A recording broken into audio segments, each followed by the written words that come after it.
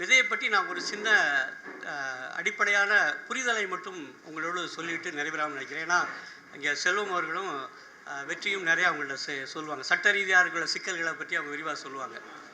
பொதுவாக ஒரு 10,000 ஆண்டுகளுக்கு முன்பாக விதை என்பது நமது கைகளில் பொதுவான ஒரு சொத்தாக இருந்தது. அது மட்டுமல்ல, விதை என்பது நம்முடைய இந்த உணவு சங்கிலியினுடைய ஒரு கண்ணி. தொடர்ச்சியாக நம்ம சாப்பிட்டுக்கிட்டு இருக்கோம் அப்படின்னா அந்த விதை என்ற கண்ணி அது அந்த அந்த அந்த அந்த சங்கிலியில் இருக்கக்கூடிய அந்த துண்டு உடைபட்டால் நமக்கு சாப்பாடு கிடைக்காது. அது ரொம்ப முக்கியமானது. அதை நம்ம யாருமே பார்க்கல. இப்போ ஹெங் கோப்லிங் அப்படிங்கிற ஒரு அறிஞர் என்ன சொல்கிறார் அப்படின்னா, அவருடைய பயோடெக்னாலஜி அண்ட் இந்தியன் அக்ரிகல்ச்சர் அல்லது குளோபல் அக்ரிகல்ச்சரை பற்றி பேசும்பொழுது அவர் முக்கியமான செய்தியை சொல்கிறாரு. 4th ரிசோர்ஸ் அப்படிங்கிறார். அதாவது எப்படி ஒரு நீர், நிலம், காற்று என்பது ஒரு மிகப்பெரிய வளமாக, இயற்கை வளமாக இருக்கிறதோ, அதுபோல் இந்த விதை என்பதும் ஒரு இயற்கையினுடைய வளம். அது 4th ரிசோர்ஸ், 4வது ஒரு வளம் என்று சொல்கிறார். ஆனால் நான் என்ன சொல்கிறேன்னா, அது வளம் என்று சொல்வதை விட ஒரு ஆதாரம் என்று சொல்லலாம். ஏன்னா 4வது முக்கியமான ஒரு ஆதாரம், உணவினுடைய ஆதாரம். அப்போ அந்த ஆதாரம் எப்படி வெயிலோ அல்லது நீரோ அல்லது மழையோ காற்றோ எப்படி பொது சொத்தாக கருதப்படுகிறதோ அதுபோல் கருதப்பட வேண்டும். இதற்கு பின்னாடி இருக்கக்கூடிய அந்த மெய்யியல் பார்வை, ஃபிலாசபிக்கல் ஸ்டாண்ட் என்னவா இருக்கணும் அப்படின்னா, அது ஒரு பொது சொத்தாகத்தான் கருதப்பட வேண்டும் என்பது அடிப்படை. அப்படி தான் நம்முடைய அரசியல் சட்டத்தில் நம்முடைய பின்னாடி எழுதப்பட்ட சட்டங்கள் எல்லாம் அந்த அடிப்படையில் தான் உருவாக்கப்பட்டது. ஆனால் இன்றைக்கி குளோபலைசேஷன் வந்த பிறகு, தாராளமயம், தனியார் மயம், இந்த உலகமயம் வந்த பிறகு இந்த பொது சொத்தை அப்படியாக அவங்க பொருளாக மாற்றிட்டாங்க, கமாடிட்டியாக மாற்றிருக்கிறாங்க. அவ என்ன, இந்த சட்டத்தில் நீங்கள் பார்த்தீங்கன்னா ப்ரொபகேட்டிங் மெட்டீரியல் அப்படின்ற சொல்லி தான் பயன்படுத்துகிறாங்க. Seed is a propagating material. அது ஒரு பொருளாக பார்க்குறாங்க. அப்போ நீங்கள் பண்டமாக மாற்றிட்டீங்கன்னா அது வணிகம் பண்ண முடியும், அதுக்கு தான் அது பயன்படும். அந்த அடிப்படையில் தான் பண்ணியிருக்காங்க. அப்போ இது 80களிலே தொடங்கிருச்சு. இப்போ மெண்டலியன் சீட்ஸ் அப்படின்னு கேள்விப்பட்டிருப்பீங்க. அதாவது கிரிகர் மெண்டல் கலப்பின விதைகளை உருவாக்கி அதை பரப்பும் பொழுது இதன் மீதான ஆதிக்கம் மெல்ல மெல்ல தொடங்குது. நான் விதையை உருவாக்கினேன் அப்படிங்கிற சில பேர் அந்த ரைட்ஸ் எடுக்க ஆரம்பிக்கிறாங்க. விதையை உருவாக்குறது யார் அப்படின்னா, புது மக்கள் எல்லாரும் சேர்ந்து, விவசாயிகள் சேர்ந்து உருவாக்குனது. அதுக்கு யாருமே ஆத்தர் கிடையாது. யாரும் தனி நபர் உரிமை கொண்டாட முடியாது. ஆனால் இன்றைக்கி என்ன பண்ணியிருக்காங்கன்னா, ஜெனட்டிக்கலி மாடிஃபைடு சீட்ஸுன்ற பேரை கொண்டு அதை உரிமையை கொண்டாட தொடங்குறாங்க. அப்போ இது நம்ம என்ன சொல்கிறோம் அப்படின்னா, இது ஒரு கண்டுபிடிப்பே அல்ல, அது சயின்ஸ் மேனிப்புலேஷன் தான்.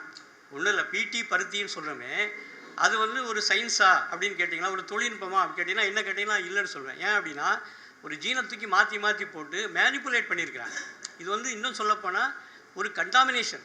அந்த பயோடைவர்சிட்டின்னு சொல்லக்கூடிய உயிரியல் பன்மையத்தில் இந்த பன்மைய சூழலை மாசுபடுத்தி கொண்டிருக்கக்கூடிய மிகப்பெரிய குற்றம். இந்த குற்றத்தை செய்தவர்கள் தண்டிக்கப்பட வேண்டியவர்கள். ஆனால் இப்போ என்ன பண்ணியிருக்கோம்னா, அவங்களுக்கு நம்ம ராயல்ட்டி கொடுக்குறோம். இப்போ ஒவ்வொரு பிடி விதையும் நீங்கள் வாங்கினீங்கன்னா அதுக்கு நம்ம பேயர் கம்பெனி, இப்போ மான்சோண்டா பேயர் வாங்கிட்டான்னு நினைக்கிறேன், பேயர் கம்பெனிக்கு நம்ம ஒவ்வொரு நாளும் காசு கொடுக்குறோம். எதுக்கு? நம்ம மேலே மாசுபடுத்திய குற்றத்தை செய்தவர்களுக்கு நாம் இப்போ காசு கொடுக்குறோம்.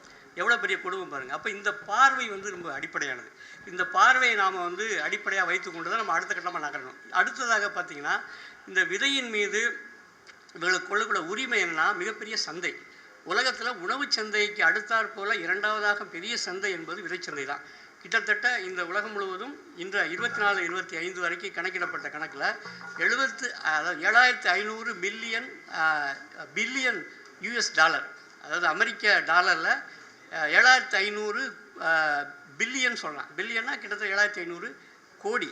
அப்போ நம்ம இந்தியா சந்தை எடுத்துக்கிட்டால் 10 விழுக்காடு 75 பில்லியன் டாலர்களுக்கு நம்மளோட சந்தை இருக்குது. அப்போ எவ்வளோ பெரிய சந்தை. இதை இப்படி சொன்னால் கூட உங்களுக்கு புரியாது. நம்ம எளிமையாக சொல்லணும்னா, 1 கிலோ தக்காளி பழம் என்ன விலை உங்களுக்கு தெரியும்? அதிகபட்சமாக 20 விலை, ரொம்ப விலை கூடனா ஒரு 50 ரூபாய்க்கு போகலாம். ஆனால் ஒரு 10 கிலோ தக்காளி பழத்தை எடுத்து பிழிஞ்சு நீங்கள் 1 கிலோ விதை எடுக்கலாம். அப்படி பார்த்தா ஒரு 500 ரூபா இருக்கலாம். 1 கிலோ தக்காளி விதை எவ்வளோ தெரியுமா? இப்போ கிட்டத்தட்ட 40,000 4 லட்சம் ரூபா. நம்பவே முடியாது உங்களால். ஏன்னா நம்ம எப்பயுமே 1 கிலோன்னு வாங்குறதில்ல. விவசாயிகள் 10 கிராம் 100 கிராம் அப்படி தான் வாங்குவாங்க. அப்போ அதன் மூலமாக அவங்களுக்கு சின்ன காசாக தெரியும். உண்மையிலே அவ்வளோ பெரிய சந்தை இதுக்கு பின்னாடி இருக்குது. விதைச்சந்தை என்பது மிகப்பெரிய சந்தை. அதுக்குள்ளே இருக்க பொருள்களை பணம் இருக்கு இல்லையா, அதுதான் அவங்களுடைய நோக்கமாக இருக்கிறது. அப்போ ஒட்டுமொத்தமாக இந்த வளரும் நாடுகள், அது இன்னும் சொல்லப்போனால் இந்த சட்டம் வருகின்ற காலத்தில் நீங்கள் கவனிச்சு பார்த்தீங்கன்னா, நேஷனல் ஹெரால்டு அப்படின்ற பத்திரிகையில் ஒரு கட்டுரை வந்திருக்கு, நீங்கள் பார்க்கலாம். அதில் பெருவில் ஒரு கூட்டம் நடந்திருக்கு. அந்த கூட்டம் ஒரு சீடு ட்ரீட்டி. அந்த ட்ரீட்டியில் நம்மளால் போய் கையெழுத்து போட்டாங்க. என்ன அப்படின்னா, இந்த நம்மளுடைய பயோடைவர்சிட்டின்னு சொல்லுவோம், உயிரியல் பன்மயம் அப்படின்னு சொல்லும்பொழுது, இந்த பன்மயம் மிகுந்த நாடுகள் இந்தியா, பிரேசில் அந்த மாதிரியான நாடுகள்லாம் வெப்பமண்டல நாடுகள், அந்த ட்ரோபிக்கல் ரீஜன் சொல்லுவோம். இங்கே தான் உலகத்தில் அதிகபட்சமான உயிரியல் பன்மயம் இருக்குது. இப்போ தக்காளின்னு எடுத்துக்கிட்டிங்கன்னா ஒரு ஆயிரக்கணக்கான வகை இருக்கும். கத்திரின்னு எடுத்துக்கிட்டிங்கன்னா ஒரு ஆயிரக்கணக்கான கத்திரி இருக்கும். நெல் எடுத்துக்கிட்டாலும் 1 லட்சம் 2 லட்சம் நெல் வகைகள் இருக்கும். இப்படி இருக்கக்கூடிய பன்மயமிக்க நாடு, அது வளர்ந்த நாடுகள் எனக்கு சொல்லக்கூடிய நாடுகளாக இருக்கக்கூடிய வடக்குலக நாடுகளில் இவ்வளோ பன்மயம் இருக்காதுங்க. அங்கே வந்து 10 இருக்கலாம். அந்த பன்மயத்தை கொஞ்சம் கொஞ்சமாக ஒழித்து கட்டிவிட்டு 2 3ஆக மாற்றுவது. ஏன் அப்படின்னா அதுக்கு பெரிய செலவு பண்ண வேண்டியதில்லை. இப்போ நீங்கள் ஒரு விதையை வந்து அவன் ஜெனட்டிக்கலி மாடிஃபைட் பண்ணுறதுக்கு செய்யக்கூடிய செலவு இருக்கு இல்லையா, பல ஆயிரம் கோடிகள் ஆகும். அப்போ நீங்கள் வந்து நிறையா உணவு சாப்பிடக்கூடாது. இப்போ நீங்கள் எஃப்ஏவுடைய அறிக்கையை பார்த்தீங்கன்னா ஒரு 50 ஆண்டுகளுக்கு முன்னாடி நம்ம சாப்பிட்ட உணவு கிட்டத்தட்ட 150 வகையான உணவு நம்ம சாப்பிட்டோம். ஆனால் இப்போ எவ்வளோ உணவு சாப்பிட்றோம்னா 2 தான். ஆச்சரியமாக இருக்கும். அரிசியும் கோதுமையும் தான், அது 2 தான் சாப்பிட்றோம். அது நீங்கள் ஜிலேபியா சாப்பிட்லாம் அல்லது பக்கோடாவா சாப்பிட்லாம், எதை சாப்பிட்டாலும் சரி கிட்டத்தட்ட அந்த 2க்குள்ளே கொண்டாந்து நிப்பாட்டிட்டாங்க. அப்போ அந்த டைவர்சிட்டியை அழித்து ஒரு மோனோபலைசேஷன் ஆஃப் ஃபுட் இருக்கு இல்லையா, அது ரொம்ப ரொம்ப முக்கியமாக நடக்குது. அப்போ அதன் மூலமாக ஒரு மிகப்பெரிய சந்தையை வந்து கைப்பற்ற பார்க்குறாங்க. இப்போ இது யார் கையில் இருக்குன்னா ஒரு 5 கம்பெனி கையில் இருக்குது. உலகம் முழுவதும் இருக்கக்கூடிய சந்தை என்பது ஒரு 5 நிறுவனங்கள் கீழே தான் இருக்குது. அவங்க தான் தீர்மானிப்பாங்க. அப்போ அவங்க எவ்வளோ பெரிய பட்ஜெட் போடுறாங்க அப்படின்னா ஒரு நாட்டினுடைய நிதி அறிக்கையை விட பெருசாக இருக்கும் அவங்களுடைய நிதி அறிக்கை. அப்போ ஒரு நாட்டினுடைய சட்டங்களை வளைக்கிறாங்க. அப்போ நம்மளால் போய் கையெழுத்து போடும்போது யாருக்கு சாதகமாக போடுறாங்க அப்படின்னு பார்த்தீங்கன்னா இந்த மாதிரியான பிளேயர்ஸுக்கு தான் போடுறாங்க. இதுதான் மக்கள் மயப்படுத்த வேண்டும் என்ற அடிப்படை காரணம் என்னவென்றால் இதை வந்து நம்ம வேறு வழியே கிடையாது நமக்கு. இப்போ இந்தியாவில் நடக்கக்கூடிய எல்லா செய்திகளும் நீங்கள் தொடர்ந்து கவனிச்சுட்டு வருவீங்க. அதாவது தேர்தல் கமிஷன் தொடங்கி நீதிமன்றம் வரைக்கும் நீங்கள் ரொம்ப கவனிச்சுட்டு வருவீங்க. நம்ம இங்கே எங்கே போனாலும் வந்து நமக்கு நீதி கிடைக்கிறதுக்கு ரொம்ப ரொம்ப கடினமான ஒரு சூழலாக இருக்குது. அப்போ நீங்கள் மக்கள்கிட்ட தான் போகணும், வேறு வழியே இல்லை. இப்போ மக்களை நோக்கி போகும் பொழுது இந்த செய்திகளெல்லாம் அவர்களிடம் சொல்லால் தான் நிச்சயமாக நம்மளை நோக்கி வருவாங்க. அப்படி இல்லை அப்படின்னா சாத்தியம் இல்லை. அப்போ எத்தனை விவசாயிகளுக்கு இது தெரியும்னு நினைக்கிறீங்க? தெரியாது. அவங்க நினைப்பாங்க நீங்கள் இந்த விதை சட்டத்தை படிச்சிங்கன்னா ரொம்ப கிளவராக போட்டிருப்பாங்க. அதாவது ரீடிங் பிட்வீன் த லைன் அப்படி தான் நம்ம பார்க்க முடியும். என்ன போடுவாங்கன்னா அது என்ன சொல்கிறாங்க அப்படின்னா, நீங்கள் பல பேர்கிட்ட நான் பேசினப்போ என்ன சொல்கிறாங்கன்னா, ஏங்க ஒரு கம்பெனி வந்து தப்பான விதையை கொடுத்தா அவன் மேலே தண்டனை பண்ணக்கூடாதா? தப்பாக விதையை விற்கலாமா? விதையை தப்பாக விற்கிறது சட்டப்படி குற்றம் இல்லையா அப்படின்னு வெள்ளித்தனமாக வெள்ளந்தியாக கேட்பாங்க. அப்படி இல்லை. இதுக்குள்ளே நீங்கள் படித்து பார்த்தீங்கன்னா இதை என்ன சொல்கிறேன் அப்படின்னா, நீங்கள் ஒரு கம்பெனி வந்து விதை கொடுக்குறா அப்படின்னா அந்த விதையை நீங்கள் பயன்படுத்தி உங்களுக்கு அந்த விதை ஃபெயிலியர் ஆயிடுச்சு அப்படின்னா அவன் அழகாக போட்டிருக்கான், நீ முறையாக விவசாயம் பண்ணலை அப்படின்னா உங்களுக்கு கிடைக்காது, அந்த காம்பன்சேஷன் கிடைக்காது. அதை ஒரு 2 வார்த்தைகளை போட்டு போயிருப்பாங்க. அது நம்ம விவசாயிகளுக்கு தெரியாது. அதே போல் ஃபார்மருக்கு நாங்கள் வந்து எந்த தடையும் கொடுக்கலைங்க. நீங்கள் எல்லா ஆர்குமெண்ட்டும் பார்த்தீங்கன்னா விவசாயிகளே தடையே பண்ணலை. அதாவது அவங்க வந்து உற்பத்தி பண்ணலாம், அவங்க பயன்படுத்தி கொள்ளலாம், பகிரலாம், ஆனால் விற்கக்கூடாது. அங்கே தான் மாட்டுது. விற்கக்கூடாது அப்படின்னா நீங்கள் சாதாரண ஒரு பொட்டலம் கட்டி ஒரு விவசாயி ஒரு நிறைய கொண்டு விற்க முடியாது. அது மட்டும் இல்லை, எல்லா விதைகளையும் நீங்கள் விற்கணும்னா பதிவு செய்யணும், ரிஜிஸ்டர் பண்ணணும். இப்போ பதிவு செய்கிறதுக்கு எவ்வளோ செலவாகும், எந்த விவசாயம் பண்ண முடியும், சாதாரண பிளேயர்ஸ் என்ன பண்ண முடியும்? அதை விட கொடுமை என்ன, நீங்கள் நர்சரியை கூட வச்சு நீங்கள் விற்க முடியாது. இனிமேல் பழைய சட்டத்தில் கூட அது இல்லை. அந்த நர்சரியை பற்றியெல்லாம் பேசலை, இப்போ நர்சரி பேசுகிறாங்க. ஏன்னா நர்சரிங்கிறது ஒரு பெரிய தொழிலாக வளர்ந்துட்டுருக்கு. சின்ன சின்ன சுய உதவி குழுக்கள், பெண்கள் அமைப்புகள் எல்லாமே நர்சரி பண்ணுறாங்க. அப்போ எல்லா பக்கத்தையும் பார்த்தீங்கன்னா முழுக்க ஒரு கமாடிஃபிகேஷன் ஆஃப் சீட்ஸ் தான். இந்த போக்கு போனால் நிச்சயமாக நம்முடைய உணவு சந்தையை தீர்மானிப்பாங்க அவங்க. அதாவது நம்ம நினைக்கிற விதைனா விவசாயம் சம்மந்தப்பட்டதுன்னு அப்படி இல்லை. விவசாயிகளும் தாண்டி நம்முடைய உணவு இறையாண்மைக்கான சமாச்சாரம் அது. இப்போ நீங்கள் ஒரு குறிப்பிட்ட விதை வந்து நம்முடைய சூழலிருந்து அகற்றப்படுமையானால் அந்த உணவு நம்மகிட்ட அகற்றப்பட்ட மாதிரி தான் கிட்டத்தட்ட. அப்போ ஒரு நாட்டினுடைய உணவு இறையாண்மை, ஃபுட் சாவர்னிட்டின்னு சொல்லும் இல்லையா, அதை வந்து நீங்கள் கட்டுப்படுத்த முடியும். நாளைக்கு என்ன சாப்பிடணும்னு தீர்மானிக்கிறது ஒரு கம்பெனியாக இருப்பான். அப்போ இந்த மாதிரியான ஒரு நெருக்கடியான சூழலில் எந்தவித கவலையும் இல்லாமல் நாம் நகர்ந்து சென்றோம் என்றால் அது நாம் செய்த மிகப்பெரிய சமூக குற்றமாகும். அதைத்தான் நான் வந்து சொல்ல வரேன். ஆக ஒவ்வொரு கோணத்தையும் நீங்கள் பார்த்துக்கிட்டா கூட விதை என்பதை நாம் வேறு மறுபரிசீலனை செய்ய வேண்டிய கட்டத்தில் இருக்கும்.